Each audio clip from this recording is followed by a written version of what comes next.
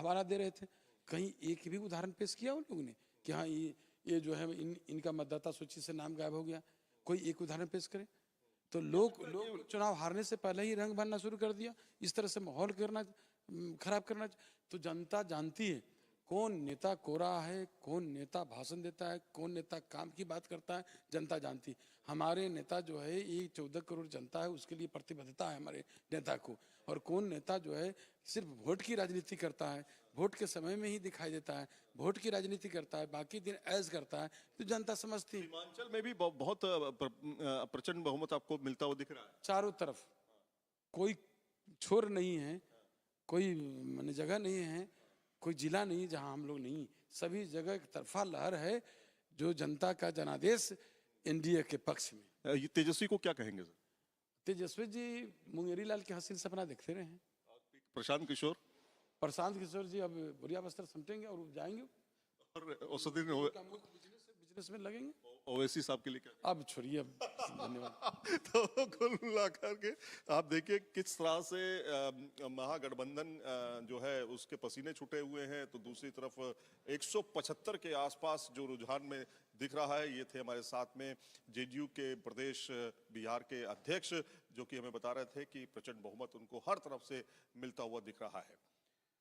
Sir Hindi में जानेंगे कि ये जो रुझान है, आपको लगता है कि ये अब महागठबंधन पिछड़ गया है, हार मानते हैं आप? नहीं, अभी शुरुआती रुझान है और शुरुआती रुझानों में जैसा कि मैंने कहा कि ऐसा लग रहा है कि ज्ञानेश कुमार गुप्ता बिहार की जनता पर भारी पड़ रहे हैं, लेकिन इंतजार करते हैं। आप चुनावी मिलीभगत के आरोप लगा रहे हैं। मैं सीधा सीधा बोल रहा हूं, मैं कोई लाग लपेट के साथ नहीं बोल रहा, मैं सीधा सीधा बोल रहा हूं कि शुरुआती रुझान पिछले 2-2.5 घंटे के रुझानों में ऐसा अभी देखने को प्रतीत हो रहा है कि ज्ञानेश कुमार गुप्ता बिहार की जनता पर भारी पड़ रहे हैं। हो सकता है बिहार की जनता जीते। Sir, before the elections, HM had claimed that they are going to get 160 to 180 seats. They are nearing to So, that I mean, count. that proves what I just said. That only endorses what I just said.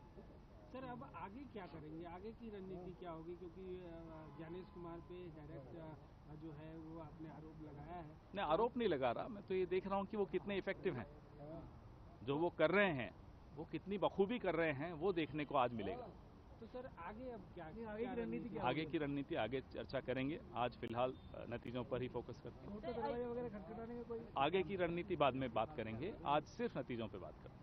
Sir, you were raising the issue of vote chori and SIR in particular. Do you believe that it hasn't impacted that much on the ground, and that is the only reason? Well, how do you assume this that we believe?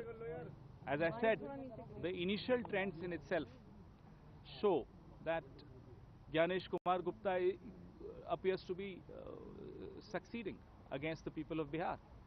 अच्छा sir, चुनाव में इतनी मेहनत की, कार्यकर्ता आपका जो है वो बूथ पे लड़ा, उस कार्यकर्ता को कोई मैसेज अभी देंगे, आप इंतजार करिए। अभी जैसा कि मैंने कहा ये शुरुआती रुझान है और कार्यकर्ता भी समझ रहा है इस बात को।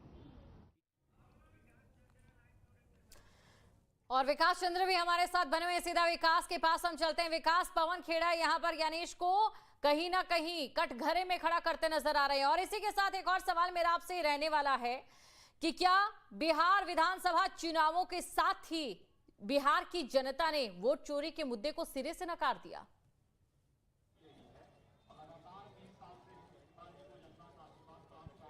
ये देखिए, जिस तरीके का रुझान अब तक सामने आया है एनडीए का, देखिए तो लगभग 85% का स्ट्राइक रेट है।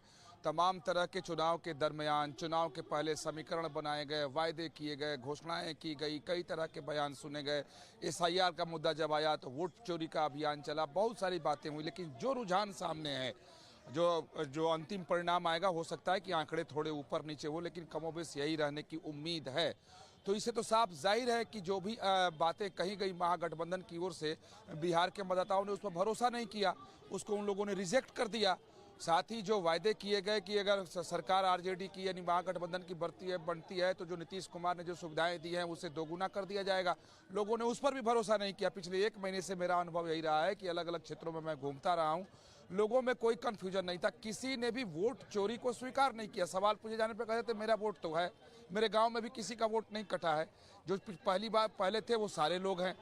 यहाँ तक कि जो धूर विरोधी यानी मुस्लिम कम्युनिटी की बात कर ली जाए तो वो लोग कहते थे कि नहीं साहब कोई वोट चोरी नहीं है, हमारे गांव में जितना वोट था या हमारे शहर में, हमारे कस्बे, हमारे मोहल्ले, सोसाइटी में जितना वोट था उतना वोट है। तो लोगों ने उसे एक्सेप्ट नहीं किया, उल्टा जो गाली गलौज